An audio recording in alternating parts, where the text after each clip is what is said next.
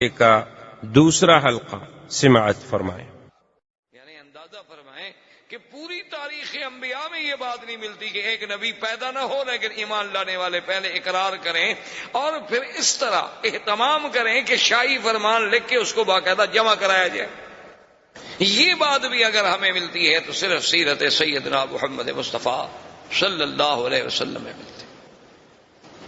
اور اسی طرح یہ بھی کسی یعنی اور عظیم شخصیت کے بارے میں نہیں ملتا کہ حضور صلی اللہ علیہ وسلم کی پیدائش بھی نہ ہو، ابھی حضور صلی اللہ علیہ وسلم پیدا بھی نہ ہوئے، اور بڑے بڑے سلاطین یعنی آپ دیکھیں کہ جبیر ابن مطعم بھی فرماتے ہیں، شعبہ ابن مغیرہ بھی فرماتے ہیں، ہاشم ابن عبداللہ بھی فرماتے ہیں، یعنی ایک نہیں متعدد روات اس بات کی بات فرماتے ہیں کہ ہم نے مقوقس کے بعد شہنشاہ اسکندریہ کے پاس، اسی طرح جبیر ابن مطعم کہتے ہیں کہ میں نے ایک بہت بڑے گرجے میں ایک راہب کے پاس میں گیا تو اس نے مجھ سے پوچھا کہ تم کہاں کے رہنے والے ہو، تو میں نے کہا میں سرزمین مکہ کا رہنے والا ہوں۔ اس وقت حضور کی پیدائش ہو چکی تھی، اعلان نبوت بھی ہو چکا تھا، لیکن یہ اسلام نہیں لائے تھے۔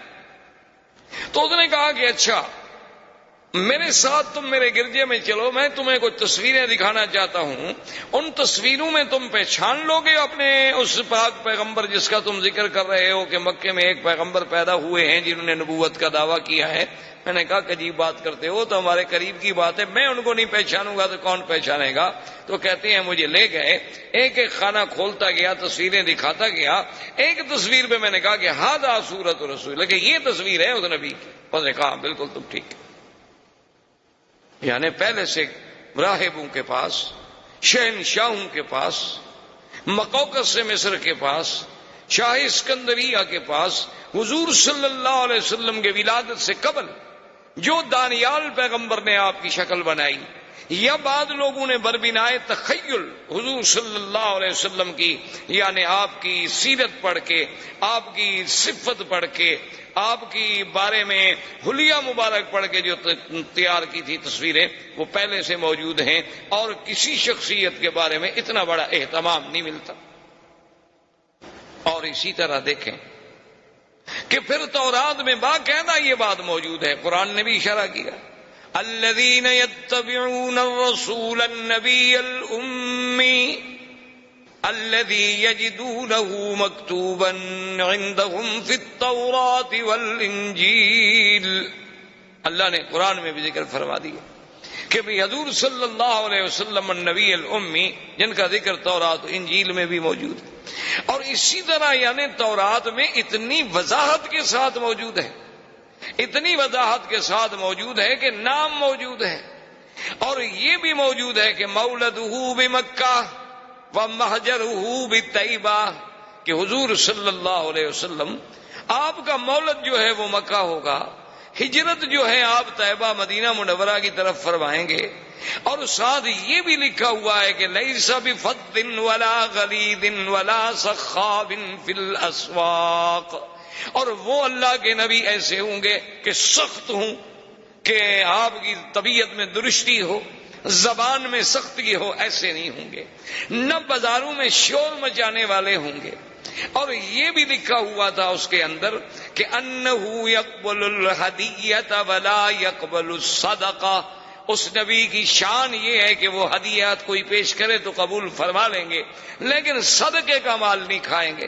اور یہ بھی اس میں لکھا ہوا تھا کہ حضور صلی اللہ علیہ وسلم کا دونوں کندھوں درمیان جو فاصلہ ہے وہ عام انسانوں سے زیادہ ہے، اور یہ بھی لکھا ہوا تھا بین کتفیہ علامت، کہ آپ کے دو کندھوں کے درمیان میں پشت کے مقام پہ ایک علامت نبوت بھی ہے، اور یہ بھی لکھا ہوا تھا کہ آپ کی امت جو ہے وہ حمادون ہوں گے، اور یہ بھی تورات میں لکھا ہوا تھا کہ آپ کی امت جو ہے وہ یعنی پنڈلیوں تک اپنی چادریں پہنے گی، اور وضو کرنے والی ہوگی، اور وقت پہ بڑی نظر رکھنے والی ہوگی، اور اول وقت میں نمازیں ادا کرنے والی ہوگی، اور حضور صلی اللہ علیہ وسلم کی یہ بھی شان ہوگی کہ ہر اونچی جگہ پہ نیچی جگہ پہ اللہ کا ذکر کرنے والے ہوں گے، ہر نعمت کا شکر کرنے والے ہوں گے. یعنی اتنی تفسیر ہے تورات میں کہ تو باوجود تحریف و تبدیل کرنے کے بھی ابھی تک صفتیں حضور صلی اللہ علیہ وسلم کی موجود ہیں.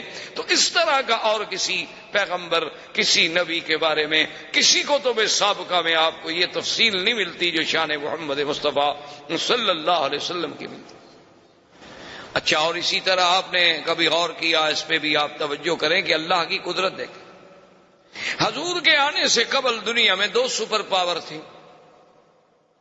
جیسے آپ کے ہاں سپر پاور تھی نا، پہلے 2 تھیں، اب 1 ہو گئی. ہم تو خیر مسلمان ہیں، یعنی یہ جو الفاظ مستعمل ہوتے ہیں دنیا کی زبانوں میں، ورنہ ہمارے نزدیک تو طاقت اللہ کی ہے. مخلوق کیا ہے؟ مخلوق تو عاجز. بہرحال ایک لفظی طور پر جو باتیں مروج ہیں دنیا میں کہ بڑی طاقتیں، تو بہرحال اس وقت بھی بڑی طاقتیں 2 تھیں، ایک کسرا اور ایک کیسر، یعنی یا فارس یا روم. یہ 2 قوتیں تھیں. اور پوری دنیا کے نقشے پہ آپ نظر ڈالیں، اگر آپ ترکستان یا ترکمانستان، ماورا نہر اور اس طرح جہاں جہاں تک نظر دوڑاتے جائیں گے تو یہ سب فارس کے زیر اثر تھے.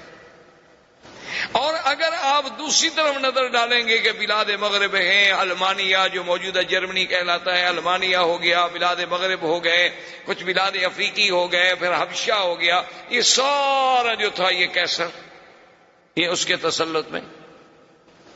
یعنی 2 طاقتوں کے تسلط میں، یعنی آدھا دنیا سمجھیں ایک طاقت کے پاس تھی اس وقت جو آبادی یا جو لوگ موجود تھے، اور آدھی دنیا جو ہے وہ دوسری طاقت کے پاس موجود تھی. لیکن اللہ کی شان دیکھیں کہ سرزمین مکہ مکرمہ اور مدینہ منورہ یہ دونوں طاقتوں میں کسی کے تسلط میں نہیں تھی. نہ یہاں کیسر کی بات تھی اور نہ یہاں فارس کی بات تھی. اللہ نے اپنے نبی کے لیے کون سا مقام پیدائش منتخب فرمایا کہ ایک ایسے مقام پہ پیدا ہوں جہاں دونوں کا اثر نہ ہو اور پھر وہ دونوں کے اثر کو ختم کرنے والے بھی بن سکیں. تو یہ بھی ایک شان ہے کہ آپ کی پیدائش کے لیے، یعنی ایک ظاہری طور پر، ورنہ باطنی طور پر تو یہ تھا کہ آپ نے اگر چاروں طرف برابر بات پہنچانی ہو تو لازمی بات ہے کہ آپ پھر سینٹر میں، آپ وسط میں بیٹھیں گے کہ بھئی مجمع ہر طرف ہو تاکہ میری آواز جو ہے وہ برابر پہنچ سکے.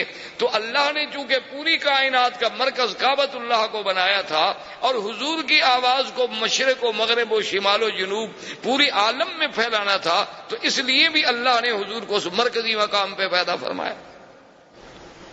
یہ مقام بھی کسی اور کو نہیں مل سکتا. اور اسی طرح آپ دیکھیں کہ حضور صلی اللہ علیہ وسلم کے لیے اللہ نے خاندان کیسا منتخب کیا. یعنی حضور فرماتے ہیں کہ اللہ نے ساری مخلوق پہ جب نظر ڈالی تو سب میں سے اللہ نے ولد اسماعیل کو چن لیا، اور فرمایا پھر ولد اسماعیل میں سے اللہ تبارک و تعالی نے بڑی تفصیل سے حدیث مبارک ہے کہ کنانہ کو چن لیا، پھر ان میں سے اللہ نے قریش کو چن لیا، پھر قریش میں سے اللہ نے بنو ہاشم کو چن لیا، پھر بنو ہاشم میں سے اللہ نے میرے گھرانے یعنی عبد المطلب کے گھرانے کو چن لیا، اور پھر ان میں اللہ نے محمد الرسول اللہ صلی اللہ علیہ وسلم کو چن لیا. یعنی اتنے انتخابات.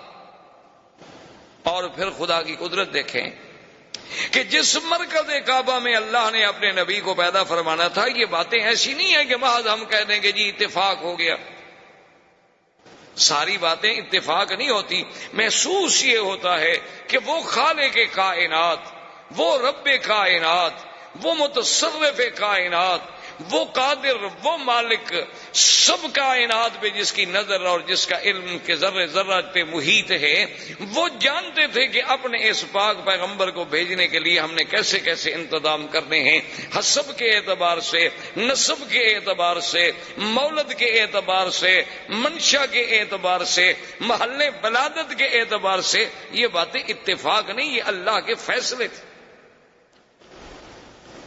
اب دیکھ لیں بہت حد، یعنی حضور کے خاندان میں ہر آپ کے دادا، جیسے آپ دیکھتے جائیں گے محمد ابن عبداللہ ابن عبد المطلب، ہاشم ابن عبد مناف ابن قصی ابن کلاب.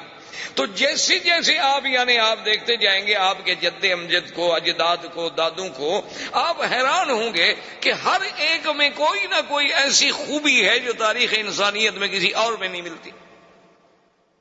یعنی ہم زیادہ تفصیل میں اگر جائیں تو پھر تو اور بڑا پہلو ہمارا دور ہو جائے گا. صرف قریب میں آپ دیکھیں کہ مثلاً آپ کے دادا عبد المطلب ہیں. ان کا نام حقیقت میں عبد المطلب نہیں تھا. ایک بات یاد رکھیں، ان کا نام جو ہے شیبہ تھا. ان کا نام عبد المطلب نہیں تھا. یہ تو معروف اس لیے ہو گیا کہ شیبہ کے جو والد تھے ہاشم، جب ان کی وفات ہو گئی تو شیبہ ماں کے پاس تھے. یہ اپنی والدہ کی تربیت میں تھے اور ان کی والدہ جو ہیں وہ ایک بہت بڑے خاندان سے تعلق رکھتی تھیں اور پھر ان کا سلسلہ جو ہے وہ بھی سلالہ اسماعیل علیہ السلام سے ملتا تھا.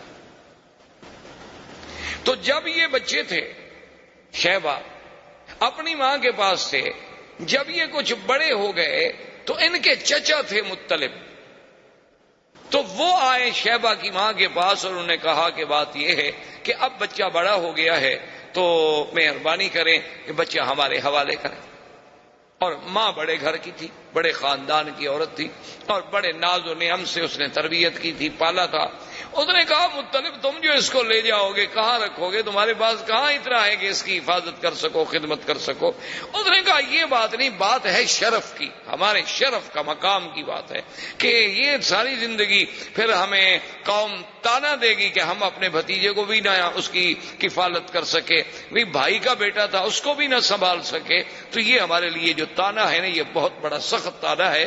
بہرحال کچھ بھی ہم نے لے جانا ہے. تو ماں نے کہا کہ اچھا میں جبر تو نہیں کرتی لیکن اپنے بیٹے کو میں اختیار دیتی ہوں، وہ چاہے تو تمہارے ساتھ چلا جائے چاہے تو ماں کے ساتھ رہے.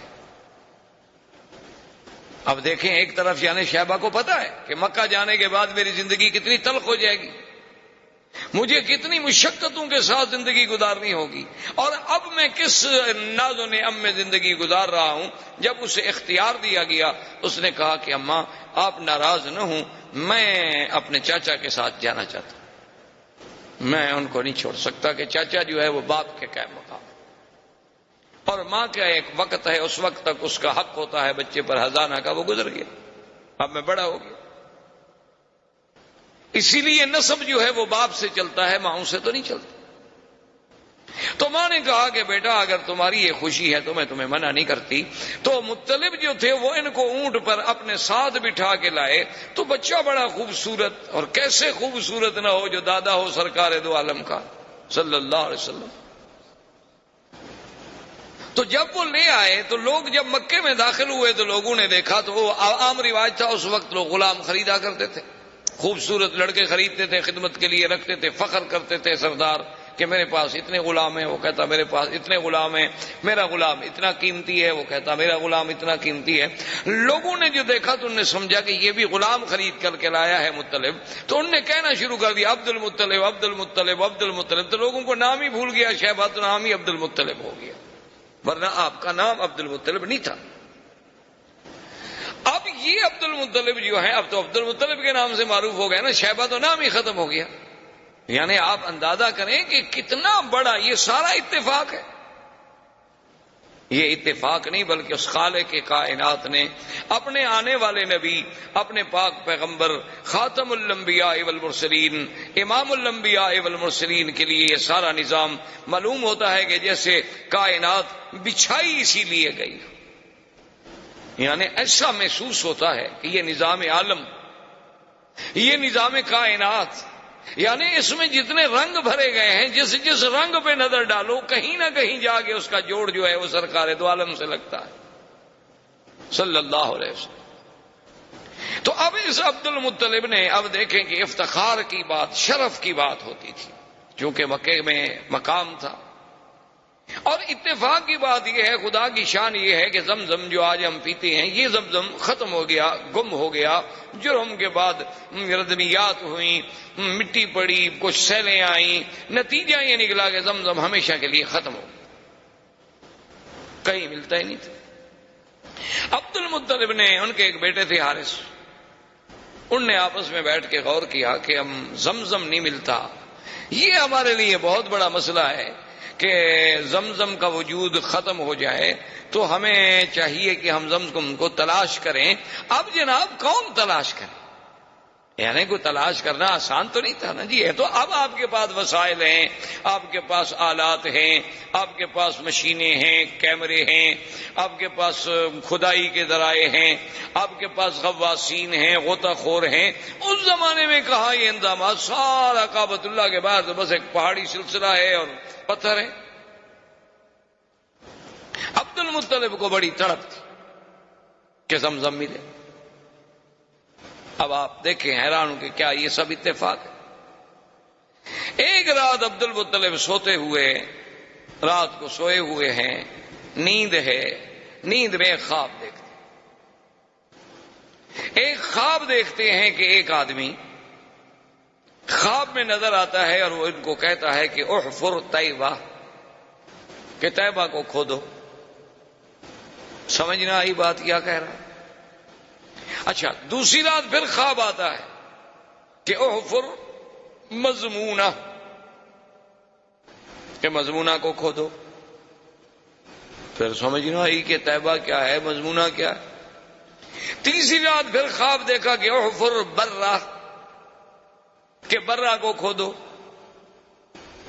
اب وہ سمجھ نہیں رہے عبد المطلب کہ یہ کیا خواب ہے؟ ایک تو متواتر مجھے خواب آ رہے ہیں، ہر رات خواب نظر آ رہا ہے، اور خواب میں عین ہی ایک چیز کے بارے میں ہے کہ کھودو، کبھی آتا ہے برہ کو کھودو، کبھی آتا ہے طیبہ کھودو، کبھی آتا ہے مضمونہ کھودو۔ یہ بات کیا ہے؟ چوتھی رات جب خواب آیا تو اس میں صاف آیا کہ احفر زمزم، زمزم کھودو۔ اب عبد المطلب کی بات جو تھی نا، اس کی سمجھ آئی۔ اس نے کہا کہ اچھا، یہ سب زمزم کے ہی نام تھے دراصل، کیونکہ زمزم کوئی معمولی سی چیز تو نہیں تھی۔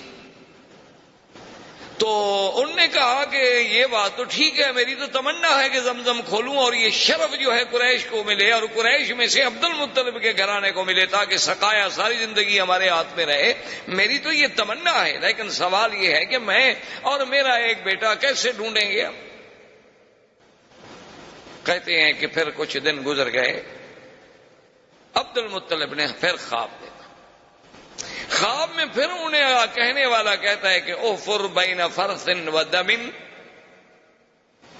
اور عند نکرۃ الغراب الاعصم عند قریۃ النملہ۔ وہ خواب میں کہتا ہے کہ تم جو ہے کھودو زمزم، لیکن بینا رفس و دم کہتے ہیں خون، اور رفس کہتے ہیں گوبر۔ یہ ہم دیکھیں نا، آپ نے اللہ نے جو انسان کے لیے جانور میں دودھ کا سسٹم ہے، تو من بین فرس و دم لبنا خالصا، کہ ادھر فضلہ ہے، ادھر خون ہے، درمیان میں دودھ کی نہر ہے، اور نہ فضلے کا اثر آنے دیتے ہیں نہ خون کا اثر آنے دیتے ہیں، سائغا للشاربین۔ اللہ کی رحمت ہے تو ان کو یہ سمجھایا گیا کہ ایک طرف تو گوبر ہوگا، ایک طرف خون ہوگا، اور ایک جگہ ہوگی جہاں غراب الاعصم، غراب اعصم کہتے ہیں کہ کوا ہو سیاہ لیکن اس کا ایک پر سفید ہو، یعنی ہو کوا جیسے غراب مشہور ہے، تو لیکن پورا سیاہ نہیں، ایک پر اس کا سفید ہو، جہاں وہ ٹھونگ مار رہا ہو، اپنے ٹونگے مار رہا ہو، اس جگہ کو کھودو، اور وہاں یہ دیکھو کہ بھئی وہاں ایک بستی ہوگی چیونٹیوں کی۔ عبد المطلب کہتا ہے میں حیران، اب صبح کو جناب وہ سارے مکے کے زمزم والے طرف میں ایک ایک پتھر، ایک ایک پہاڑ، ایک ایک کونا، ایک ایک گلی، ایک ایک جگہ ڈھونڈ رہا ہے، نہ اس کو وہ دم ملتا ہے، نہ اس کو وہ فرس ملتا ہے، نہ اس کو وہ چیونٹیوں کی کوئی بستی ملتی ہے، نہ اس کو کہیں کوا چونچ مارتا ہوا ملتا ہے۔ وہ کہتا ہے بھی عجیب بات ہے، مجھے متواتر 4 راتیں خواب دکھلایا گیا، اور پھر اتنی واضح بات کہی گئی اور لیکن موقع پر موجود نہیں۔ کہتے ہیں میں بہت پریشان تھا اور دعائیں مانگتا تھا کہ اللہ مجھے موقع دے کہ یہ سعادت مجھے ملے۔ اب دیکھیں نا، ابھی حضور تو پیدا بھی نہیں ہوئے، یعنی حضور کے تو والد بھی ابھی جوان نہیں ہوئے، لیکن عبد المطلب کو زمزم کا اتنا فکر پیدا ہو جانا وجہ کیا تھی؟ یہ سب اتفاقات تو نہیں ہے۔ کہتے ہیں کہ میں بڑا ہی پریشان ہو کے دعائیں مانگتا تھا ایک دن میں حرم کے قریب لیٹا ہوا تھا کہ میں نے دیکھا کہ ایک بندہ جو ہے وہ ایک بچڑا لے کے آیا اور اس نے آ کر ایک جگہ ذبح کیا، اور ذبح کرنے کے بعد چونکہ مشرکین مکہ کی عادت تھی کہ بتوں پہ وہ چڑھاوے چڑھاتے تھے، اساف و نائلہ کے قدموں میں آ کے جانور ذبح کرتے تھے، جیسے آج کا وثنی ہندو جو ہے وہ بھی اپنے دیوی دیوتاؤں کی بھینٹیں چڑھاتا ہے، بلکہ بعض تو ایسے بھی ہیں جو بچوں کو جا کے ذبح کرتے ہیں کہ اس سے ہمیں شکتی ملے گی۔ اور ہمارے مسلمانوں میں بھی ماشاءاللہ کوئی کمی نہیں ہے، وہ بھی اللہ کی رحمت سے بازاروں پر سینکڑوں روزانہ دمبے ذبح ہوتے ہیں ماشاءاللہ۔ بلکہ بڑے بڑے شہر جو ہیں جہاں رات کو ہوٹل بند ہو جائیں تو بہترین علاج ہوتا ہے کہ کسی مزار پہ چلے جاؤ، کوئی نہ کوئی لنگر تو چل ہی رہا ہوگا۔ حلال حرام کی باتیں تو پھر قیامت میں پتہ چلے گا نا کہ وہ حلال ہے یا وما اہل بہ لغیر اللہ میں آتا ہے، لیکن وقتی طور پر یعنی وہی ایک جگہ ہوتی ہے، جب زندہ کھانا نہ دے تو کہتے ہیں مردوں کے پاس مل جاتا ہے۔ بہرحال یہ ایک الگ بات ہے۔ تو ان نے دیکھا کہ وہ آ کر انہوں نے ایک بت کے سامنے ایک بچڑے کو ذبح کیا، اس کے بعد جب ذبح کر لیا تو وہ بچڑا جو تھا نا جی وہ دوڑ پڑا۔ آپ نے دیکھا ہوگا کئی دفعہ جانور ذبح کرے نا، اس میں کچھ نہ کچھ رگیں باقی رہ جاتی ہیں، قوت والی چیز ہو تو ایک دفعہ آخری بھڑکتا ہے چراغ صبح جب خاموش ہوتا ہے، آخری بھڑک تو پھر دکھاتا ہے نا، ہر آدمی بھڑکتا تو ہے نا، پھر جانور ہو انسان ہو۔ وہ جب دوڑا تو آگے جا کے ایک مقام پہ گر گیا، وہاں جب گرا تو وہاں انہوں نے پھر اس کو اچھی طرح اس کا کھال اتاری، اس کا پیٹ چاک کیا، اس کے آنتیں نکالی، گوشت نکالا، تو وہ فرس وہاں گری۔ تو اب عبد المطلب مجھے کہتے ہیں کہ میرے دماغ میں فوراً آ گیا کہ من بین فرسن و دمن، کہ ایک طرف فرس ہوگی گوبر ہوگا، ایک طرف خون ہوگا۔ میں نے کہا اب یہ جگہ تو متعین ہو گئی کہ ایک جگہ وہاں ہے جہاں ذبح کیا گیا وہاں خون پڑا ہے، اور جہاں اس کو صاف کیا گیا وہاں فرش پڑا ہے۔ تو کم از کم یہ ایک تو میرے خواب کی بات پوری ہو گئی کہ من بین فرس و دم کہتے ہیں۔ اور اس کے بعد کہتے ہیں جب اس ایریے میں آیا تو میں کیا دیکھتا ہوں کہ ایک کوا جو ہے ایک جگہ بیٹھے ہوئے ٹھونگے مار رہا ہے۔ میں نے اس پہ جب نظر ڈالی تو وہ بالکل اسی طرح کا کوا تھا جو مجھے خواب میں دکھایا گیا کہ عند نقرۃ غراب الاسم، کہ سارے پر سیاہ ہیں اور ایک پر سفید ہے۔ اس جگہ پر بھی میں نے جلدی سے نشان لگا لیا، اور اس کے ساتھ جب میں نے دیکھا تو ایک چھوٹی چھوٹی چیونٹیوں کا گڑھ تھا، وہاں سے راستہ جا رہا تھا، وہ مجھے کریا یعنی بستی نملا کی چیونٹی کی بستی بھی مل گئی، وہ ساری علامات مجھے مل گئی۔ تو میں نے اپنے بیٹے سے کہا کہ بیٹا معلوم یہ ہوتا ہے کہ اللہ نے ہماری بات سن لی، کہ اللہ ہمیں وہ اعزاز دینا چاہتے ہیں زمزم کا۔ اب جگہ معین ہو گئی ہے، لیکن خدائی تو بہت بڑی چیز ہے، کوئی آسان کام تو پھر بھی نہیں تھا۔ لیکن نے کہا کہ ٹھیک ہے اب کام کی ابتدا کرتے ہیں۔ دوسرے دن عبد المطلب کہتے ہیں کہ میں آیا اور میں نے اپنے بیٹے کو ساتھ لیا اور زمزم کی کھدائی شروع کی۔ تو قریش سارے اکٹھے ہو گئے، انہوں نے کہا بھی عبد المطلب یہ کیا بات ہے، ہم تمہیں اکیلا تو نہیں کھودنے دیتے، یہ تو ناممکن۔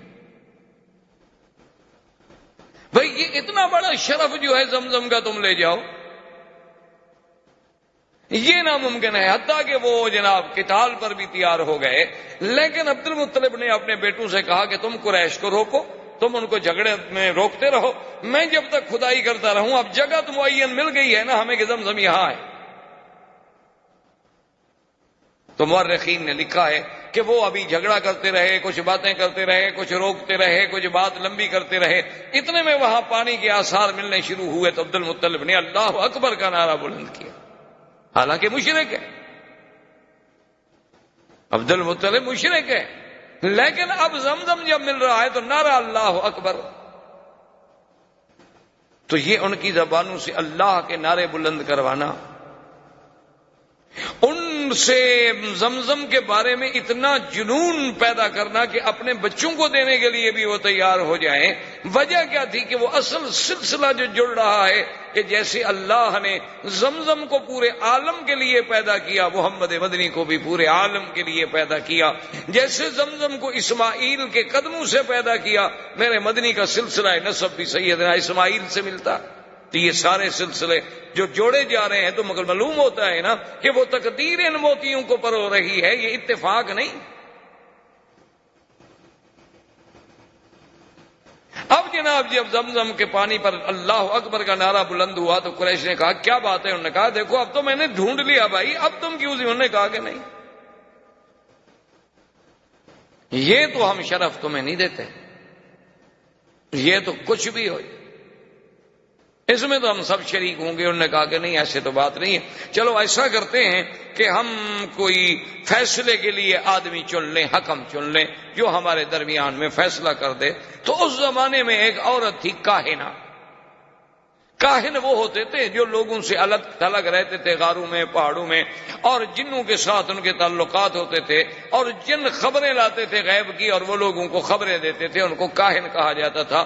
مرد بھی تھے، عورتیں بھی تھیں، ان کی بڑی بڑی ریاضت ہوتی تھی، بڑی باتیں، جیسے آپ کے ملکوں میں جوگی ہوتے ہیں، اس قسم کے سنیاس لیا ہوا ہے فلاں نے اور یہ کیا ہوا ہے، وہ بھی اسی طرح کے قسم کے لوگ تھے۔ تو وہ کاہن جو تھا، ایک کاہنہ عورت تھی، لیکن تھی وہ مدینہ منورہ، جس پر ان کا اتفاق ہوا کہ کاہنہ بنی سعد جو فیصلہ کرتے ہمیں قبول ہو۔ انہوں نے کہا ٹھیک ہے چلو مدینہ شریف۔ وہاں سے جناب مدینہ پہنچے۔ اب جب مدینہ پہنچے تو انہیں پتہ چلا کہ وہ تو خیبر گئی ہوئی ہے۔ تو آپ خود اندازہ کر رہے ہیں اس زمانے میں مدینے کے سفر کے بارے میں آپ کیا سمجھتے ہیں کہ بھئی یہ 4.5 گھنٹے کار پہ لگتے تھے۔ میرے والد صاحب نے جب مدینے کا سفر کیا تو مجھے یاد ہے، فرماتے تھے کہ 2 مہینے لگے تھے۔ پتہ ہے 2 مہینے کیوں لگتے تھے؟ کہ راوغ اور مستورہ ان راستوں میں سیل آتی تھی، پہاڑوں سے پانی چلتے تھے، تو جب وہ سیل آ جاتی تھی راستے رک جاتے تھے، لوگ ادھر والے ادھر بیٹھے ہیں، ادھر والے ادھر بیٹھے ہیں، جب تک پانی کم نہ ہو گزرے کون؟ تو 2 مہینے بیٹھنا پڑتا تھا، کبھی 1 مہینہ بیٹھنا پڑتا تھا، کبھی نہیں بیٹھنا پڑتا۔ جب پانی نہ ہوتا لوگ گزر جاتے تو پھر بھی 8 دن 10 دن لگتے تھے۔ اونٹوں پر سفر ہوتا تھا، اور اس دور میں تو ہم نے بھی سفر کیا ہے جب سڑکیں اتنی اچھی نہیں تھی، کم از کم ٹرک پر یا بڑی گاڑی پر بھی 2 دن لگتے تھے مدینہ منورہ سے مکہ پہنچنے کے لیے۔ اور ان گاڑیوں کو، بڑی بڑی جو ہیوی گاڑیاں ہیں، ٹرالر ہیں، بڑے بڑے ٹرک ہیں، ان کو آدمی پسند کرتا تھا کہ سامان سے لوڈ ہوں اور ہم سامان پہ بیٹھ جائیں تاکہ دھکے کم لگیں۔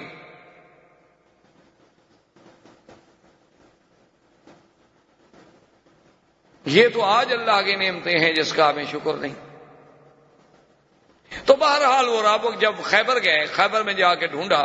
اچھا خدا کی قدرت ہے کہ وہاں جس علاقے میں یہ اترے تو ایک جگہ ایسی آ گئی کہ پانی نہ ملے۔ اب سب قریش جو گئے ہوئے تھے انہوں نے کہا اب یہی ہے کہ جلدی سے قبریں شبریں کھود لو، مرنا تو ہے۔ تو جہاں جناب عبد المطلب نے اپنا اونٹ بٹھایا تھا، جب اس اونٹ کو کھڑا کیا تو وہاں پانی نکل آیا۔ تو سب کو پانی مل گیا، کچا کنواں بنا لیا، پانی نکال لیا۔ جا کے کاہنہ کو بتایا، اس نے کہا اتنی بڑی نشانی کے بعد فیصلہ کرانے کیا ہے، ہو بھی اس کا حق ہے۔ اب فیصلے کی باقی کیا بات رہ گئی ہے کہ زمزم بھی اسی کو ملا، جب تم مر رہے تھے تو پانی بھی اسی کی وجہ سے تمہیں ملا، تو یہ تو قدرت کا اشارہ ہے کہ بھئی زمزم کا سقایا جو ہے وہ عبد المطلب کے خاندان میں رہے گا اور کسی کا حق نہیں ہو۔ یہ ایسے تو نہیں ہوتا، یہ ساری چیزیں ایسے تو نہیں کہ جی ہاں بس اتفاق تھا، اس کو اتفاق کہہ کر تو نہیں ٹالا جا سکتا۔ یہ سارا جو ایک نظم چل رہا ہے۔ اچھا اس کے بعد جناب دیکھیں کہ عبد المطلب نے ایک منت مانی تھی کہ اگر مجھے اللہ نے 10 بچے دیے تو میں ایک بچہ جو ہے نا وہ ذبح کروں گا۔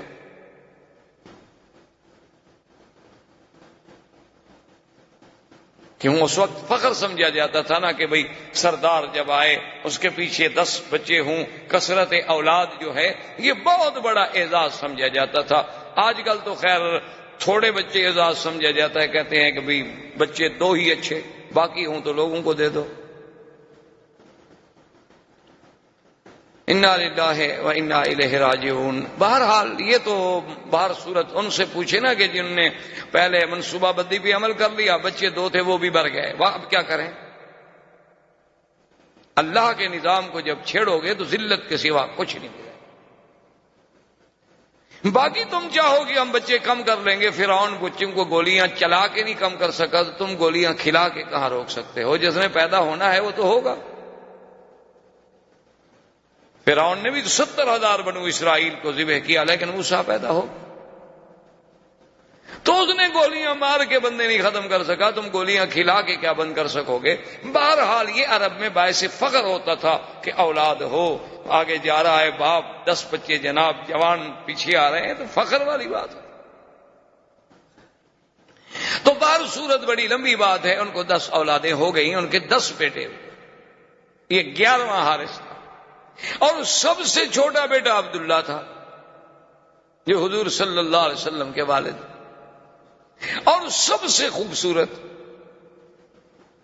آپ اندازہ کریں کہ کہاں عبد العزا، اس وقت کے نام کیا ہوتے تھے؟ عبد العزا، عبد اللات، عبد المنات، عبد المسیح، اور کہاں عبداللہ؟ یعنی اس نام کا جو چناؤ ہے، کیا یہ بھی ایسی ہے کہ مشرکین جن لوگوں کا تعلق بھی اپنے آلہہ سے ہے، اللہ کے ساتھ عقیدہ ہی نہیں، لیکن وہ نام رکھیں عبداللہ؟ کیوں؟ کو قدرت رکھوا رہی ہے نا کہ یہ میرے مدنی کا باپ بنے، اس کا نام تو کافروں والا نہ ہو۔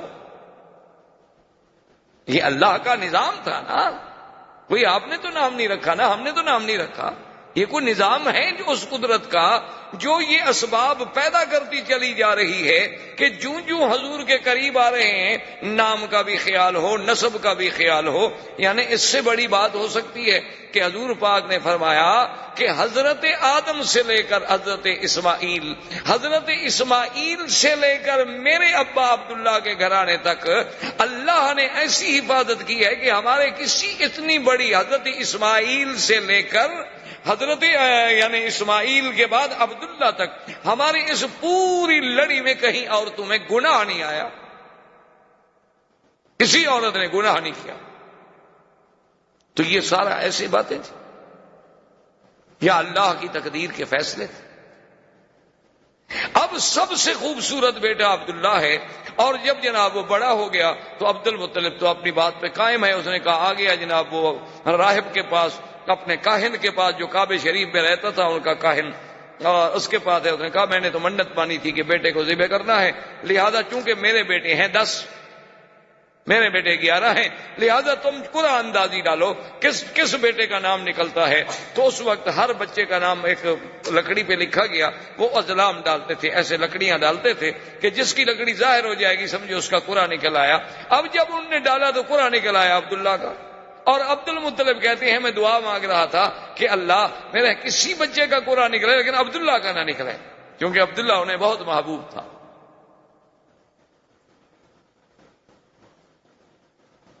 لیکن قرآن عبداللہ کا نکلا ہے۔ عبد المطلب نے کہا کہ بھی پھر ذرا ڈالو، پھر قرآن اندازی کی گئی، پھر قرآن عبداللہ کا نکلا ہے۔ عبد المطلب نے کہا پھر قرآن ڈالو، پھر قرآن ڈالا تو پھر عبداللہ کا نکلا ہے۔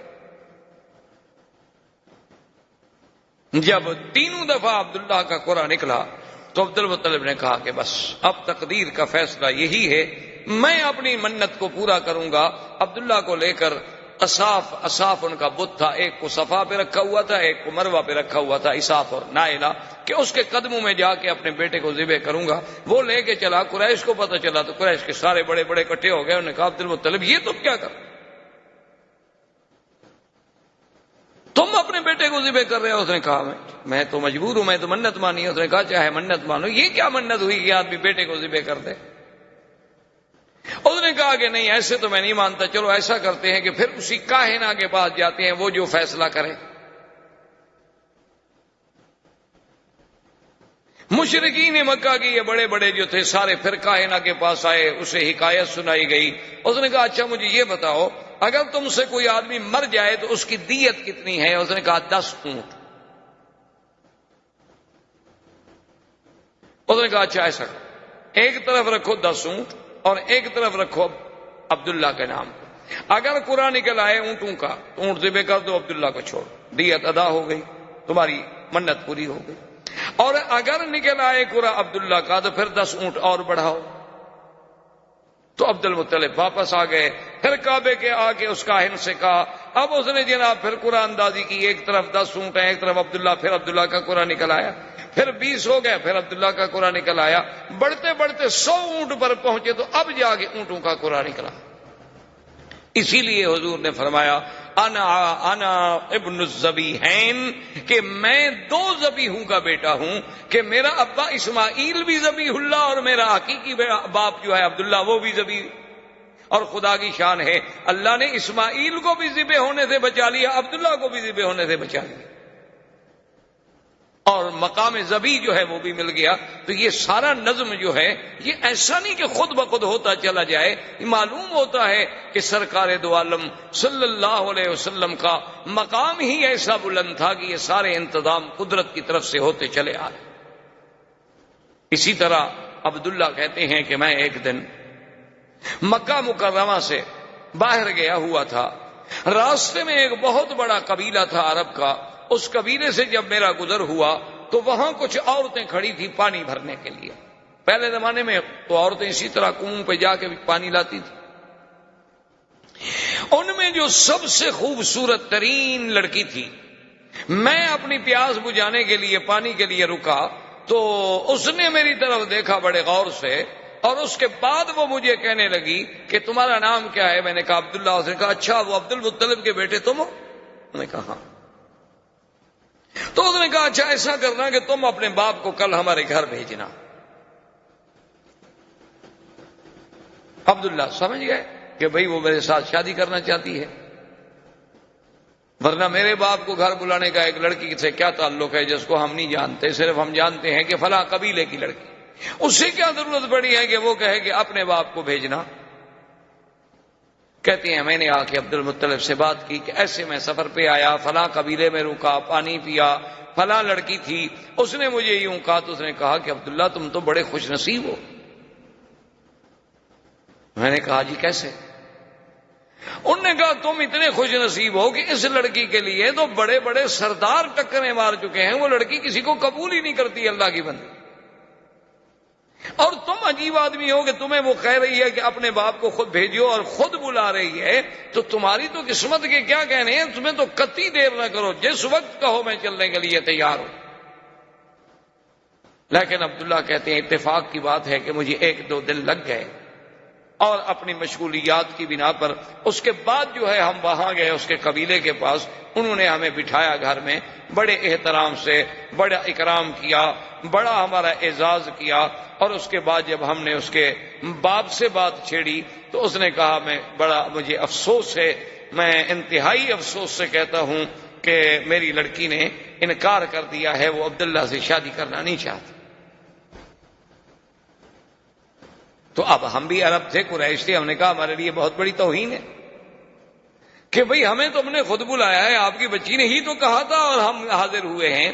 تو اس بچی نے اندر سے آ کے کہا کہ عبداللہ میں جس بنا پر تم سے شادی کرنا چاہتی تھی، معلوم ہوتا ہے کہ تمہاری پہلے بھی کوئی بیوی ہے۔ میں نے کہا ہاں میری شادی ہے آمنہ سے، اور اس نے کہا کہ تمہاری پیشانی میں ایک نور تھا، ایک چمک تھی، میں چاہتی تھی کہ وہ اللہ میرے بطن میں لائے گا، لیکن یہ کسی اور عورت کے نصیب میں بات تھی، اب وہ چمک تمہارے چہرے میں رہی نہیں، تو اب میں کیوں شادی کروں؟ تو ایک عرب لڑکی کا عبداللہ کا پیشانی دیکھ کر وہاں سے ایک چمک کو محسوس کر لینا، یہ کوئی ایسی بات تو نہیں تھی۔ اچھا پھر دیکھیں کہ نسبت کا کیا عالم ہوا کہ عبداللہ کی شادی کہاں ہوئی؟ آمنہ سے، آمنہ بنت وہب بن عبد مناف۔ پھر ان کا خاندان بھی جا کے کہاں ملے گا؟ ولد اسماعیل میں۔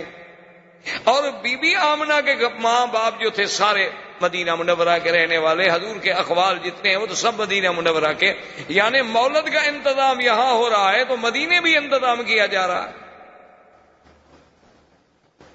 یعنی آپ حیران ہیں، آپ تصور کریں کہ بھئی یہاں مولد کا انتظام کی ولادت تو مکے میں ہوگی، لیکن ہجرت تو مدینے ہونی ہے نا، تو والدہ کا خاندان جو ہے اس کا تعلق مدینے سے ہے۔ اور آپ دیکھیں کہ حضرت حسان جو شاعر رسول اللہ صلی اللہ علیہ وسلم، یہ وہ انسان ہے حضرت حسان کہ جس کو اللہ کے نبی مسجد الحرام میں اور منبر پہ کھڑا کر کے کہتے تھے کہ حسان تم کافروں کو جواب دو۔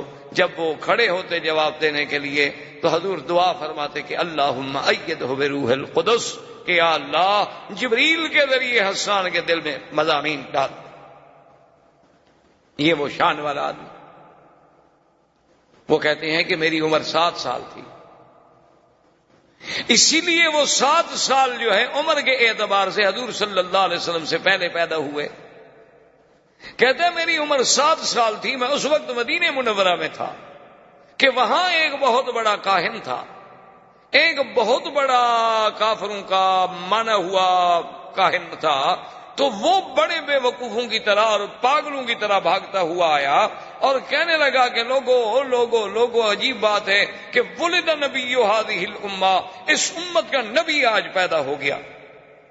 وہ کہتے ہیں اس وقت میری عمر 7 سال، اور اسی طرح بے عین ہی حضور صلی اللہ علیہ وسلم سرکار دو عالم حبیب کبریا صلی اللہ علیہ وسلم کی پیدائش سے اسی رات صبح کو ایک بہت بڑا کاہن تھا جو پہاڑوں میں تھا اور سال ہا سال سے باہر نہیں آیا تھا۔ کیا دیکھتے ہیں مکے والے کہ وہ جناب اس کے بال بکھرے ہوئے ہیں، پریشان حال ہے، اور مکے کی گلیوں میں بھاگ رہا ہے دیوانوں کی طرح، اور پوچھتے ہیں حل ولدا المولود هذه اللیلہ، مکے والوں آج رات کوئی بچہ پیدا ہوا ہے؟ تو ایک آدمی نے آگے بڑھ کے بتایا کہ ہاں عبداللہ ابن عبد المطلب کے گھر میں بچہ پیدا ہوا ہے۔ کہنے لگا دلونی علی بیت مطلب کے گھر میں بچہ پیدا ہوا ہے۔ کہنے لگا دلونی علی بیتہ، مجھے اس کے گھر کا پتہ بتاؤ کہاں۔ جلدی سے مجھے لے چلو۔ وہ آیا بھاگتا ہوا دیوانوں کی طرح، عبد المطلب آگے کھڑے ہیں، وہ تو دیکھ کے حیران ہو گئے کہ یہ وہ بندہ ہے جو سالوں سے کبھی غار سے نہیں نکلا، یہ آج کیسے نکلا ہے؟ تو نے کہا کہ جی آپ کے حضور نے کہا عبد المطلب زیادہ باتیں کرنے کا میرے پاس وقت نہیں ہے، تمہارے گھر میں بچہ پیدا ہوا ہے تو مہربانی کر کے مجھے ایک نظر اس بچے پر نظر ڈالنے دو، مجھے دکھلا دو۔ عبد المطلب نے کہا آرام فرمائے ابھی لاتا ہوں، میرے پاس نہیں، میرے بیٹے عبداللہ کے گھر میں پیدا ہوا ہے، اور عبداللہ میرا بیٹا جو ہے وہ تو فوت ہو چکا۔ تو عبد المطلب جلدی سے گئے اور حضور صلی اللہ علیہ وسلم کو اٹھا کے لائے۔ جب اٹھا کے لائے اور اس کی نظر پڑی آپ کے چہرے پر، فخر مغشیا، تاریخ کہتی ہے، کتابیں کہتے ہیں، حدیث میں بھی موجود ہے کہ وہ بے ہوش ہو کے گر گیا، اور جب ہوش آیا تو کہتا ہے ولد نبی هذه الامہ، ولد نبی هذه الامہ، کہ لوگوں اس امت کا نبی پیدا ہو گیا۔ اور انتقلت النبوۃ من ولد اسرائیل، انتقلت النبوۃ من ولد اسرائیل، کہ بنو اسرائیل سے آج نبوت چلی گئی، بنو اسرائیل سے نبوت چلی گئی۔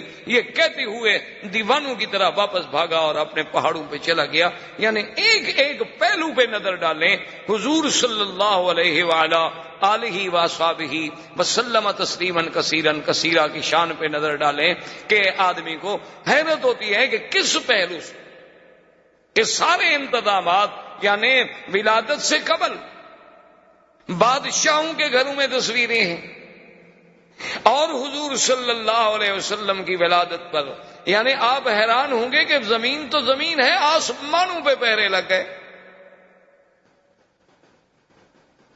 حضرت عبداللہ ابن عمر فرماتے ہیں کہ ایک دن میرے ابا بیٹھے تھے، حضور کی بعثت ہو گئی تھی، ایک آدمی گزرا تو حضرت عمر نے فرمایا کہ معلوم ہوتا ہے کہ یا تو یہ کاہن ہے یا پہلے کسی زمانے میں کاہن تھا، اس کو بلا کے لیا۔ اس کو بلایا گیا تو آپ نے کہا کہ تم کاہن؟ تو نے کہا ہاں میں پہلے کاہن تھا، لیکن اب تو الحمدللہ اللہ نے مجھے ہدایت کر دی۔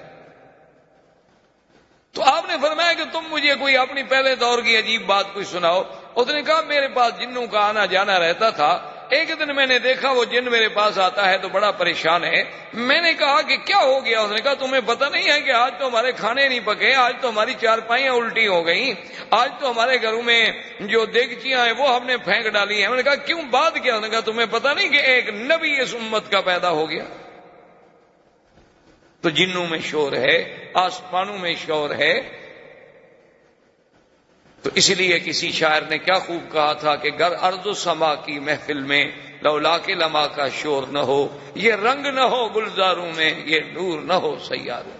یہ اللہ تبارک و تعالیٰ کا نظام تھا کہ اس نبی عربی کے آنے کے لیے زمینوں پر، آسمانوں میں، شاہوں میں، سلاطین میں، ہر مقام پہ ایک اہتمام کا، جس پہلو سے بھی آپ نظر ڈالیں گے آپ کو حضور کی سیرت کا ہر پہلو ایک عظیم اور نرالا نظر آئے گا، جو مقام اللہ نے پھر اور کسی پیغمبر کو عطا نہیں فرمایا۔ زندگی باقی انشاءاللہ تو باقی۔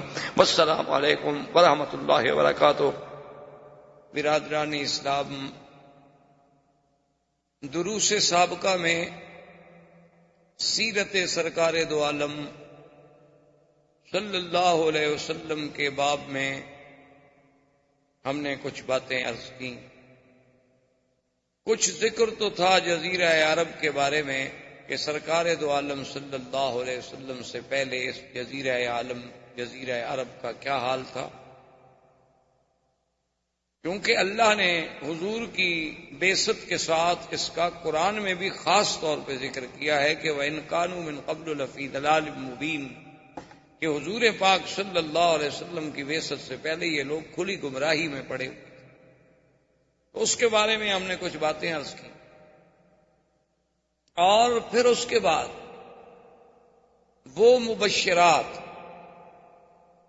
اور وہ مؤشرات، مؤشرات کا معنی یعنی وہ اشارات، مبشرات کا معنی ہوتا ہے کسی چیز کے بارے میں خوشخبریاں۔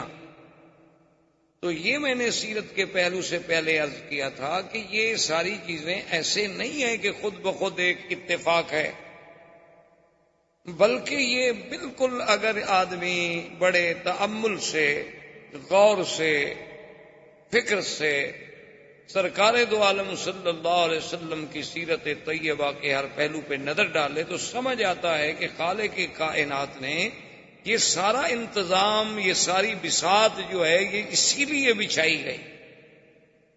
یہ ایسا نہیں کہ اتفاق ایسا ہو جائے، یعنی آپ کسی بھی پہلو پہ نظر ڈالیں۔ یہی میں نے عرض کیا تھا کہ اس وقت دنیا میں دو سپر پاورز تھی، ایک روم اور ایک فارس، لیکن یہ سرزمین حجاز ایک زمین تھی جس پہ دونوں سپر پاور کا کنٹرول نہیں تھا۔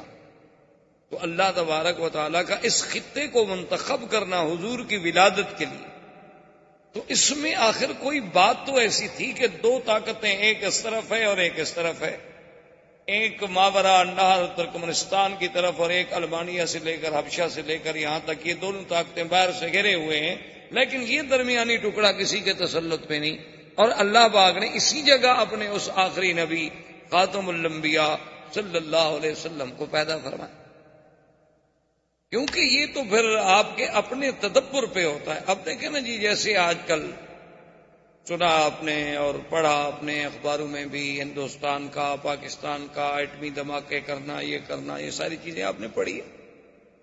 تو اس پر ایک جو سائنسدان ہیں وہ اپنی نظر ڈالے گا، جو سیاسی لوگ ہیں وہ اپنی نظر سے سوچیں گے، جو اقتصادی لوگ ہیں وہ اپنی نظر سے سوچیں گے کہ اس میں کتنا فائدہ کتنا نقصان، وہ ضرب تقسیم لگائیں گے، اور عامت الناس جو ہیں وہ اپنے فکر سے سوچیں گے، اور ایک قرآن و سنت کا طالب العلم جو ہے اسے اپنے فکر و نظر کی روشنی میں سوچنا پڑتا ہے کہ یہ بھی کوئی ایسی چیز تو ضرور ہے کہ جس سال حضور صلی اللہ علیہ وسلم کی پیدائش کا سال ہے، اسی سال میں ہاتھیوں کے بادشاہ نے حملہ کیا جو آپ پڑھ چکے، اور ہاتھیوں کے حملے کو ختم کرنے کے لیے اللہ تبارک و تعالیٰ نے پرندوں کو بھیجا، ابابیل کو، بڑا معروف قصہ ہے، اور 3 پتھر لے کے آئے اور گرائے گئے اور وہ ختم کر دیے گئے ہاتھی۔ تو یہ وہ 3 پتھر کیا تھے جن کو اللہ نے خصوصی طور پہ قرآن میں ذکر کیا، وَأَرْسَلَ عَلَيْهِمْ طَيْرًا أَبَابِيلَ تَرْمِيهِمْ بِحِجَارَةٍ مِّن سِجِّيلٍ، کہ ہم نے وہ 3 پرندے بھیجے کہ ابابیل، اور تاکہ وہ ان پہ پتھر جو سجیل، ایک خاص جہنم کی آگ میں پکائے گئے، عام پتھر نہیں تھے کہ پہاڑ کے اٹھا لو۔ تو اسی سے وہ ایٹم کے ذرے پہ آپ غور کریں کہ دنیا اس ذرے پہ پہنچی کہ ایک ذرے سے بھی اتنی بڑی چیزیں جو ہیں وہ تباہ کی جا سکتی ہیں۔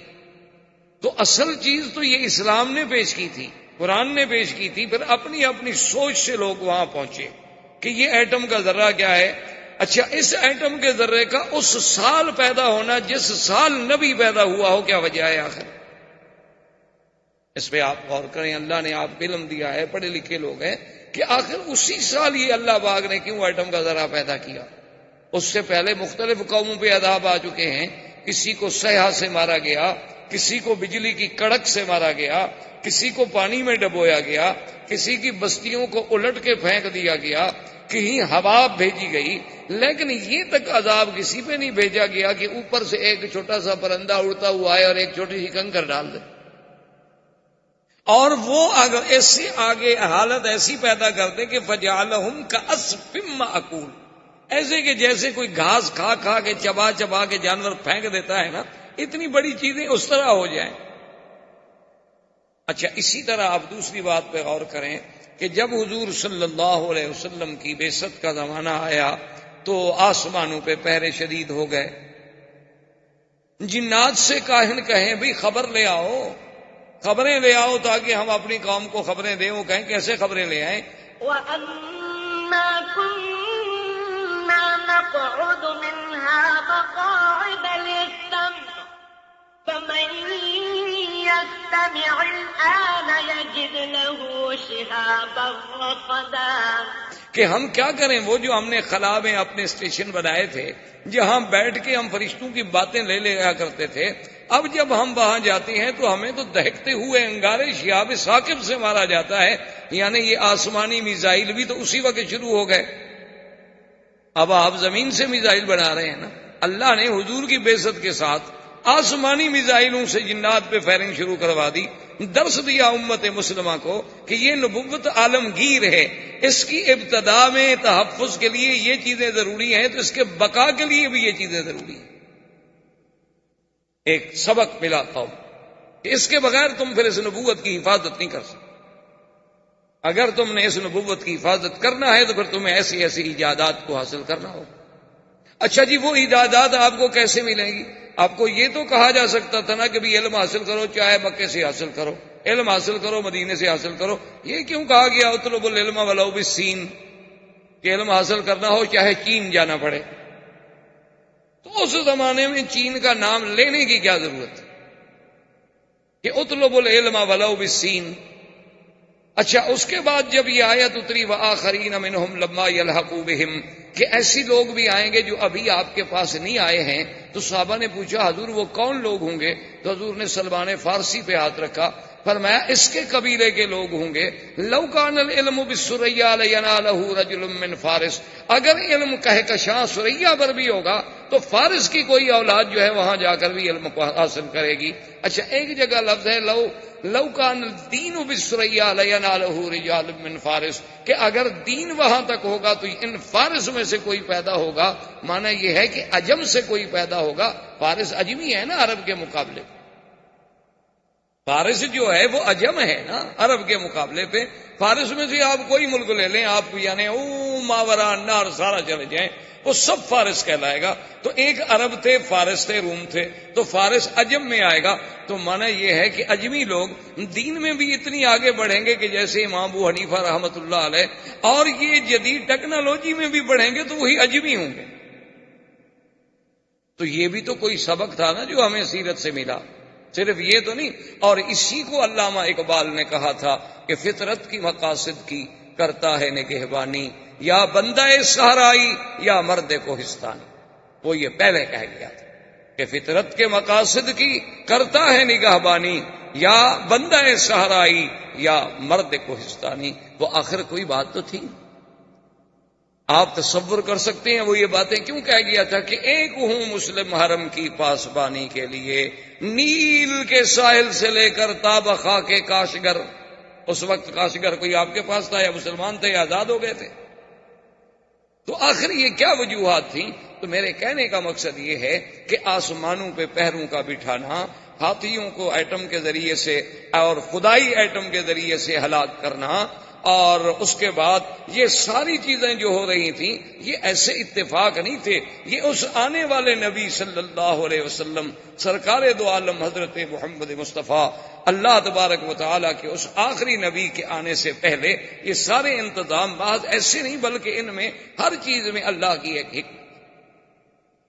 اب دیکھیں کہ حضور صلی اللہ علیہ وسلم کے لیے اللہ نے خاندان کیسا منتخب کیا، باعتبار نسب کے سب سے اعلیٰ کہ ولد اسماعیل ذریت ابراہیم، ذریت ابراہیم میں، اور پھر دیکھیں ابراہیم علیہ السلام کے دو بیٹے، ایک اسماعیل علیہ السلام اور ایک اسحاق علیہ السلام، اسحاق علیہ السلام سے پھر یعقوب علیہ السلام، یعقوب علیہ السلام سے پھر یوسف علیہ السلام، یعنی بنو اسرائیل میں جتنے نبی گزرے ہیں ہزاروں انبیاء سب یعقوب علیہ السلام کی اولاد ہیں، اور یعقوب علیہ السلام اولاد ہیں سیدنا اسحاق علیہ السلام کی، اسحاق علیہ السلام بیٹے ہیں سیدنا ابراہیم علیہ السلام کی، یعنی ایک بیٹے سے تو اللہ نے ہزاروں نبی بھیجے۔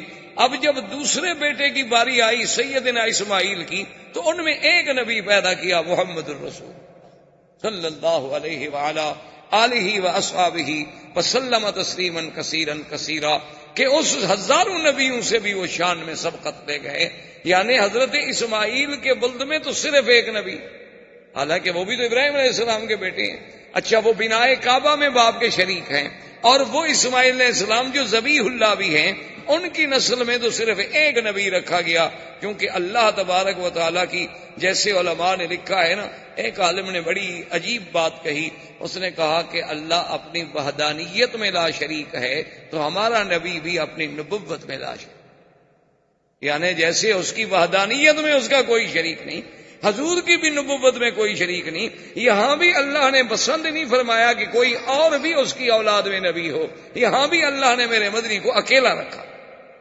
کہ صرف ایک نبی پیدا ہو جو محمد مصطفیٰ صلی اللہ علیہ وسلم۔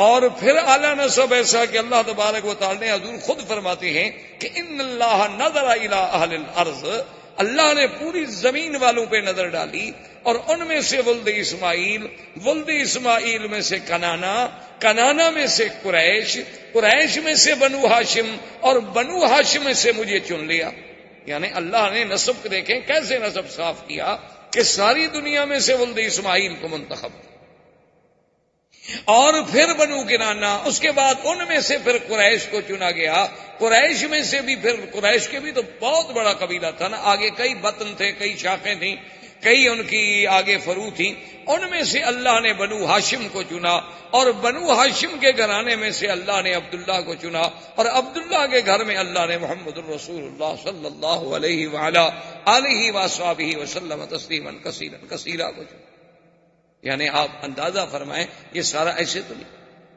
اور پھر یہ دیکھیں کہ جب قریش کا خاندان، یہ لوگ اپنے شرف کے لیے، یعنی اتنے لوگ تھے کہ آج کل تو لوگ پیسوں کے لیے لڑتے ہیں، آج کل تو لوگ پیسوں کے لیے لڑتے ہیں، عورت کے لیے لڑتے ہیں، زر کے لیے لڑتے ہیں، زمین کے لیے لڑتے ہیں، لیکن یہ خاندان جو ہے اس کا کمال دیکھیں، یہ اپنے شرف کے لیے لڑتے تھے کہ یہ ہماری عزت کا مسئلہ ہے۔ ان کی جتنی لڑائیاں آپ دیکھیں گے شرف کی تھی، اب دیکھیں کعبۃ اللہ بن گیا، حجر اسود پہ لڑائی ہو گئی تو اس کا مقصد کیا تھا؟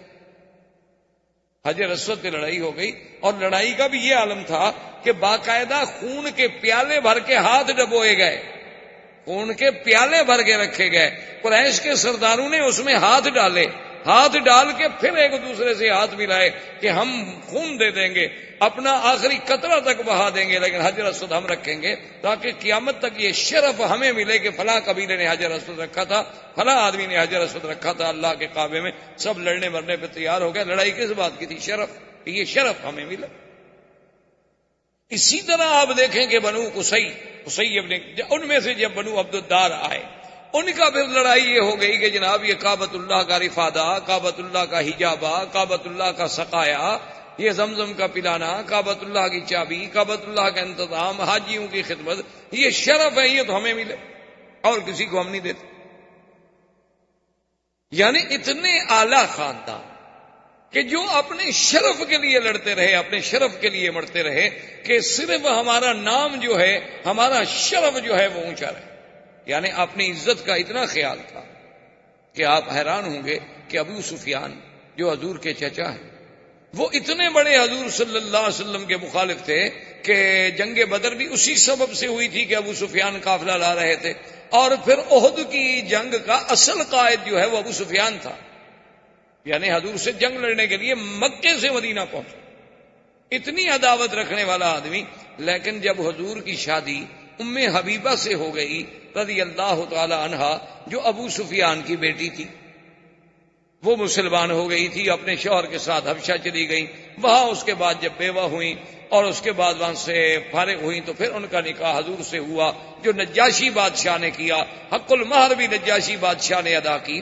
تو جب ام حبیبہ حضور کی بیوی بن گئیں اور ابو سفیان کو پتہ چلا، اس نے کہا بات یہ ہے کہ ھذا فحل لا یجدع انفہ، کہ اب محمد مدنی کی ناک کو نیچے نہیں کیا جا سکتا۔ اب ان کو اتنا بڑا شرف مل گیا ہے کہ ابو سفیان کی بیٹی اس کے گھر میں ہے، تو جب میری بیٹی کا وہ شوہر ہو، اب اس کا ناک نیچے کون کر سکتا؟ اب تو اتنے بڑے سردار کی بیٹی اس کے گھر میں چلی گئی، یعنی اپنے شرف پہ مر مٹنے والی قوم۔ اور پھر جناب آپ دیکھیں کہ عبد المطلب کے بھی اس بیٹے کے گھر میں حضور پیدا ہوتے ہیں جس کا نام عبداللہ ہو، یعنی آپ اندازہ فرمائیں۔ اسی لیے آپ دیکھیں نا جی کہ لفظ، حالانکہ اس زمانے میں تو عام نام ہوتے تھے، عبداللہ، عبد العزیٰ، عبد المنات، فلاں بتوں کے نام پر نام رکھے جاتے تھے، لیکن اس نام کا انتخاب بھی تو کوئی قدرت کی طرف سے ہو رہا تھا نا، کہ میرے مدنی کے نام کے ساتھ ان کے کسی نسب میں کوئی ایسا نام بھی نہ آئے نا جس میں شرک کی بو آتی ہو۔ اللہ تبارک و تعالیٰ کی حکمت۔ یہ سارے اہتمامات کے بعد اب دیکھیں کہ جا آپ کی والدہ، پھر اس کا نسب جو ہے، چونکہ حضور کا مولد کیا تھا؟ مکہ، اور حضور کا مہجر کیا ہے، مقام ہجرت کیا ہے؟ طیبہ اور مدینہ۔ تو بی بی صاحبہ، بی بی آمنہ جو ہے، ان کا گھر جو ہے مدینہ میں ہے۔ اچھا، آگے جا کے نسب جو ہے وہ عبد مناف میں حضور سے مل جاتا ہے۔ حضور صلی اللہ علیہ وسلم کا نسب آپ دیکھیں گے، محمد ابن عبداللہ ابن عبد المطلب، ہاشم ابن عبد مناف، قصی ابن کلاب، یہ عبد مناف میں جا کے آمنہ بنت وہب، آگے عبد مناف، پھر جا کے حضور صلی اللہ علیہ وسلم نے نسب مل گیا۔ اچھا، تیسری بات دیکھیں جو حضور پاک نے فرمائی اپنی سیرت میں، اور کتنی بڑی بات ہے، فرمایا ولدت من نکاح، آپ نے فرمایا کہ اللہ تبارک و تعالی نے میرا سلسلہ سیدنا اسماعیل سے لے کر میری اماں آمنہ تک، فرمایا اصلاب طاہرۃ و ارحام طاہرات، اللہ نے مجھے منتقل جو کیا ہے تو حضرت اسماعیل سے لے کر میری والدہ آمنہ تک کسی عورت نے گناہ نہیں کیا۔ یعنی اللہ نے کیسے محفوظ رکھا اس سلسلے کو کہ جہاں جہاں حضور صلی اللہ علیہ وسلم کا نسب جڑتا گیا، کفر تو آیا لیکن ان عورتوں میں گناہ نہیں آیا۔ یعنی وہ کافرت ہو سکتی ہیں لیکن ناپاک نہیں تھیں، چونکہ وہ سلسلہ نقل ہوتا چلا آ رہا ہے حضور صلی اللہ علیہ وآلہ وسلم کا، ایک باپ سے دوسرا، پھر تیسرا، پھر چوتھا، حتیٰ کہ بی بی آمنہ تک یہ سلسلہ چلا۔ اور اسی طرح بی بی آمنہ فرماتی ہیں سرکار دو عالم صلی اللہ علیہ وسلم کا جب حمل مبارک ٹھہرا، جب حضور صلی اللہ علیہ وسلم ابھی بطن والدہ میں تشریف لائے، تو فرماتی ہیں خدا کی قسم ہے کہ ایسا حمل تو مجھے پہلے کبھی دیکھنے کا بھی اتفاق نہیں ہوا، کہ یہ پہلا حمل تھا جس میں مجھے تکلیف نہیں ہوتی تھی، ورنہ حمل ایک ثقل ہے، ایک بوجھ ہے ماں کے لیے۔ لیکن فرماتی ہیں لما حملت بمحمد صلی اللہ علیہ وسلم، جب میں حضور صلی اللہ علیہ وسلم میرے بطن میں آئے تو اتنے خفیف کہ مجھے کبھی محسوس ہی نہیں ہوا کہ میرے پیٹ میں کوئی بوجھ ہے۔ اور اس کے بعد بی بی صاحبہ فرماتی ہیں کہ میں نے ایک دن اسی حمل کی حالت میں خواب دیکھا۔ میں نے خواب دیکھا، اور خواب کیا دیکھتی ہوں کہ میرے بطن مبارک سے ایک نور نکلا ہے اور وہ پوری کائنات پہ چھا گیا ہے، روشنی اس کی جو تھی ساری زمین پہ پھیل گئی ہے۔ میں سوچتی رہی کہ اس خواب کا کیا تعبیر ہو سکتی ہے، تو اس زمانے میں جو کاہن تھا وہ لوگ کاہنوں کے پاس ہی جاتے تھے، انہی سے ان کے اعتقادات تھے. اس سے جب میں نے پوچھا تو اس نے کہا ان لابنک ھذا شان، جو تیرے پیٹ میں بچہ ہے نا، معلوم ہوتا ہے یہ کوئی بڑے شان والا بچہ ہے، اس کا دین جو ہے وہ پورے روئے زمین پہ پھیلے گا. تو بیوی کہتی ہے میں سوچتی تھی کہ کیسے وہ دین ہوگا، کیا دین ہوگا، چونکہ ان کے تصور میں نبوت اور رسالت کا تو کوئی تصور بھی نہیں. اچھا اسی طرح اب آپ حیران ہوں گے کہ بھئی حضور صلی اللہ علیہ وسلم کے ولادت پہلے اچھا بیوی کہتی ہیں کہ میں ایک دفعہ گزر رہی تھی تو ندا آئی، آواز آئی، اور آواز یہ آئی میرے کانوں میں کہ ابشری ابشری یا آمنہ، اے بی بی آمنہ تمہیں مبارک. کہتی ہے میں رک گئی، مجھے آدمی کوئی نظر نہ آئے، مجھے کوئی سمجھ نہ آئے کہ اس مبارک کا کیا مطلب ہو سکتا ہے. خیر بات آئی گئی ہو گئی. کہتی ہیں کہ پھر کئی دن کے بعد جب میں گزری علیحدہ ان پہاڑی علاقوں میں سے جا رہی تھی تو پھر آواز آئی کہ ابشری یا آمنہ، اے بی بی آمنہ تمہیں مبارک ہو، فإنک قد حملت بأحمد، کہ اب تیرے بدن میں جو بچہ پیدا ہونے والا ہے اس کا نام احمد ہو.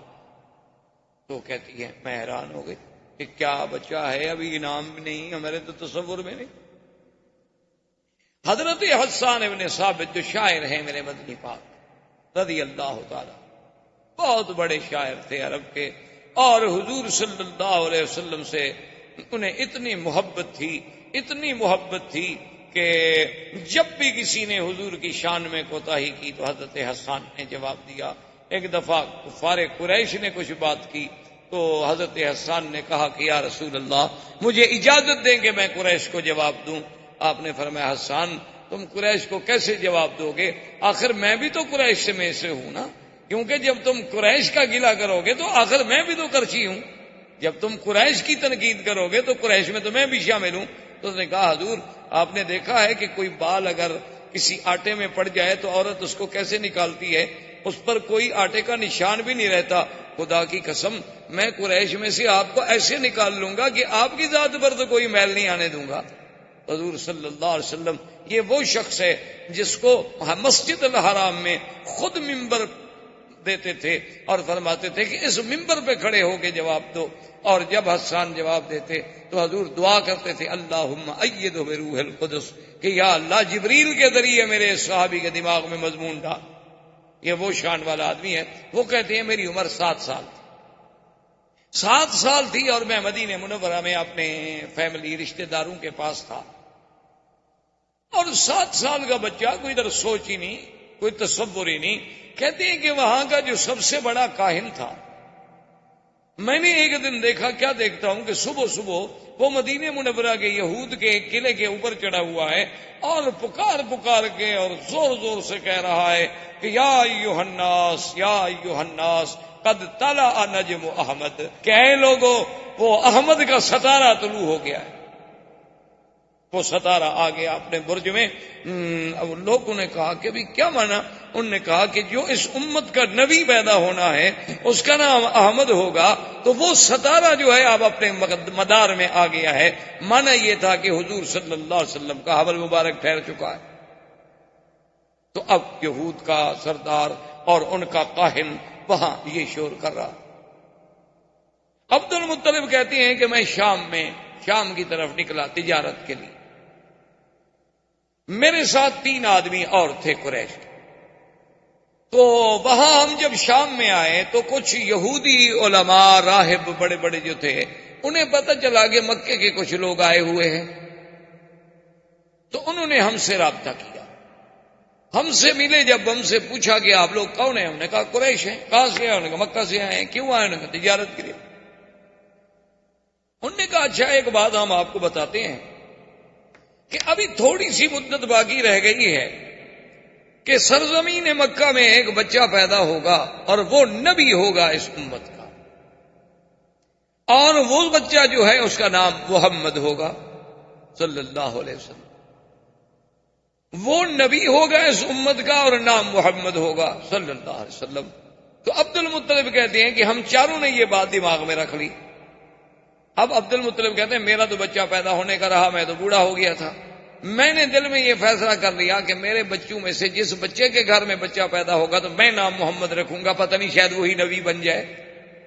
اور ان چاروں نے بھی فیصلہ کر لیا کہ ہمارا اگر کوئی بچہ پیدا ہوگا تو ہم بھی نام محمد رکھیں گے۔ اور خدا کی شان ہے کہ ان سب کے لڑکے پیدا ہوئے تو سب نے نام محمد رکھا، اور عبداللہ کے گھر میں جب حضور پیدا ہوئے تو عبد المطلب نے بھی نام محمد رکھا۔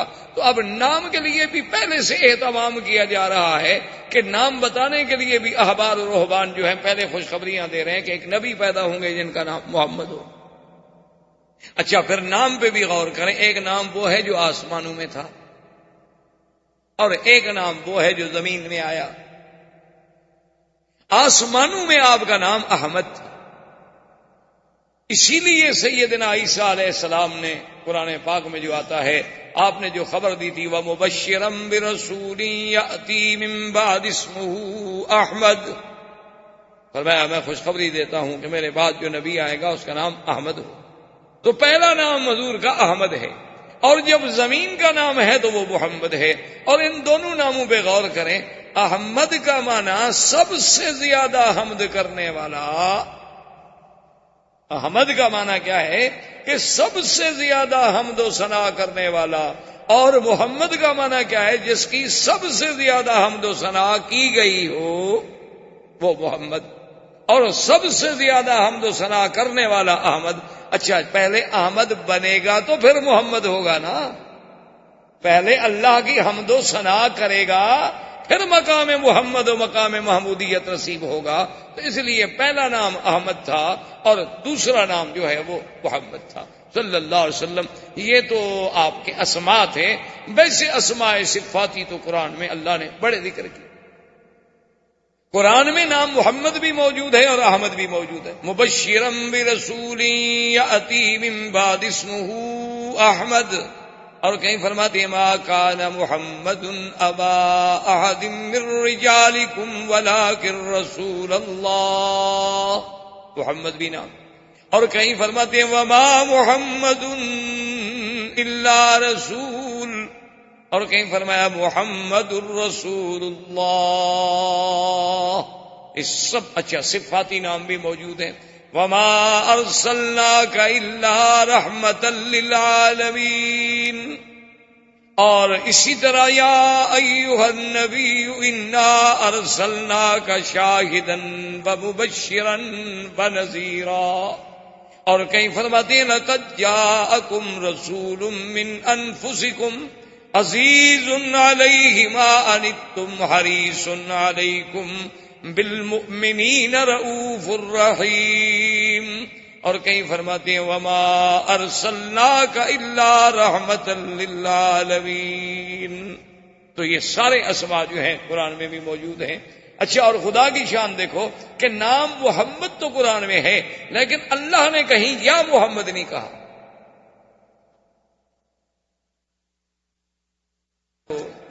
درود شریف تو پڑھ لیا کریں کم سے کم اتنا احساس ہو کہ بھئی حضور کے ساتھ محبت کا یہ فرض ہے کہ جب نام آئے تو فوراً زبان پہ درود شریف آ جانا چاہیے امتی کے۔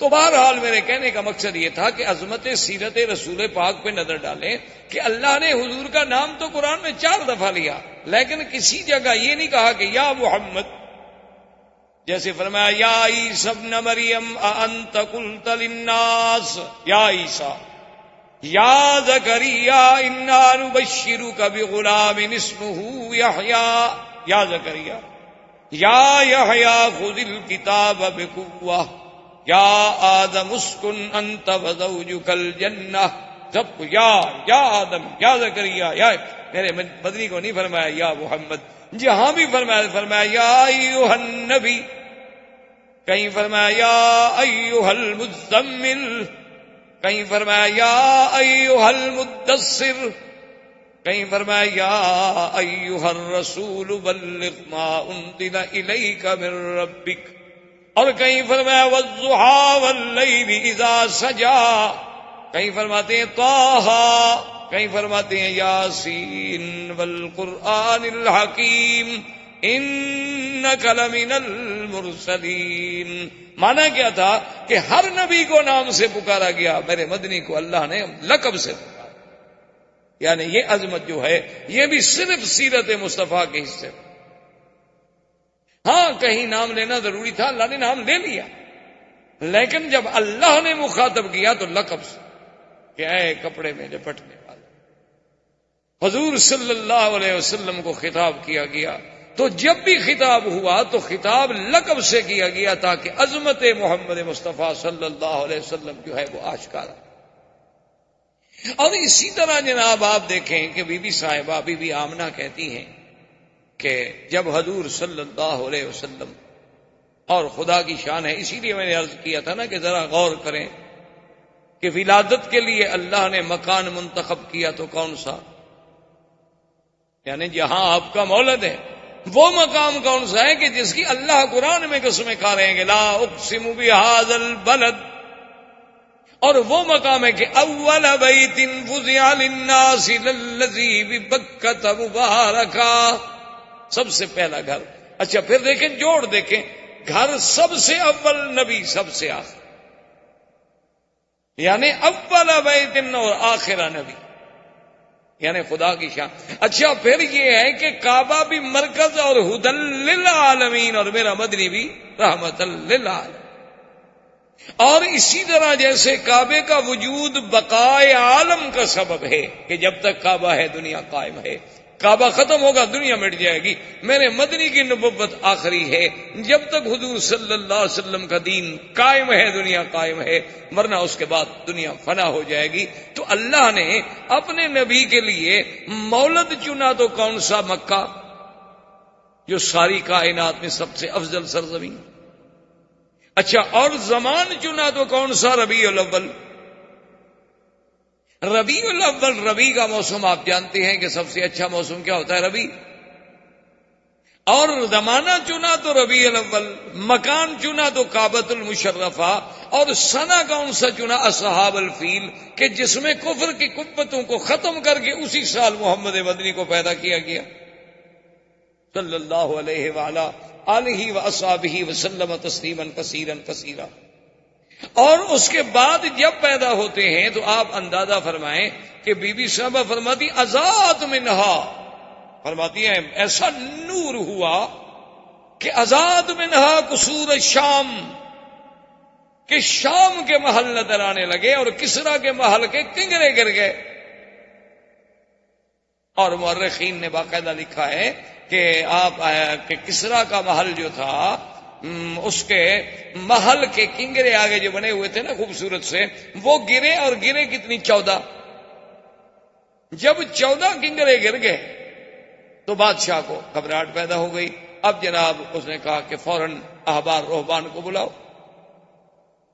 احبار و رہبان کو جب بلایا گیا، ان سے بادشاہ نے بات کی، بھی کیا بات ہے، یہ کیا ہو رہا ہے کہ میرے محل کے کنگرے گر گئے، اور ادھر سے خبر آ رہی ہے کہ ہمارا جو بحیرہ تھا وہ زمین میں دھنس گیا، اور کہیں سے خبر آ رہی ہے کہ آتش بجھ گئی، یہ کیا ہو گیا ہے؟ مجوس کی آتش جو سینکڑوں سالوں سے، صدیوں سے آگ جل رہی تھی، کیونکہ ان کے نزدیک آگ کا بجھ جانا جو ہے وہ تو بہت بڑی، یعنی بہت بری بات تھی، اس لیے وہ ہمیشہ آگ کو جلاتے ہیں، لیکن وہ آگ بجھ گئی، اور پورے کا پورا ایک یعنی جھیل جو ہوتی ہے پانی کی، ایک بحیرہ جو تھا وہ زمین میں فوراً دھنس گیا، اور میرے محل کے 14 کنگرے گر گئے، یہ بات کیا ہو رہی؟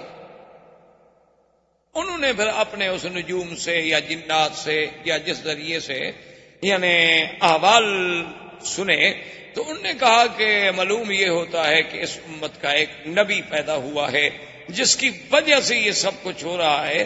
تو اس نے کہا کہ اچھا یہ 14 کنگرے کا کیا معنی ہے؟ انہوں نے کہا کہ اب آپ کی حکومت جو ہے صرف اس وقت تک رہے گی، اب 14 بادشاہ ہیں جو حکومت کریں گے آپ کے ملک پر، اس کے بعد پھر آپ کا ملک پر حکومت نہیں رہے، آپ کی شہنشاہیت نہیں رہے۔ انہوں نے کہا عجیب بات، کہنے لگا اچھا چلو اگر تمہاری بات سچی بھی ہے تو 14 بھی تو کوئی تھوڑے نہیں ہوتے نا، 14 بادشاہ گزریں گے، نسل در نسل، بیٹا آئے گا، پھر اس کا، پھر اس کا، پھر اس کا، تو چلو بڑا زمانہ ہے، اس کا مطلب ہے کہ ابھی ہمارا اقتدار تو ہے نا، 14 نسلیں تو ہماری دیکھیں گی نا اقتدار۔ تو انہوں نے کہا اب یہ تو ہم نہیں کہہ سکتے، لیکن 14 ضرور دیکھیں گے، لیکن کتنی مدت میں دیکھیں گے یہ آپ کو ہم نہیں بتا سکتے۔ اللہ کی شان دیکھیں کہ اگلے 4 سال میں 10 مر گئے فوراً، چونکہ حضور نے آ کے کہنا تھا لا کسرا ولا قیصر بعدہ۔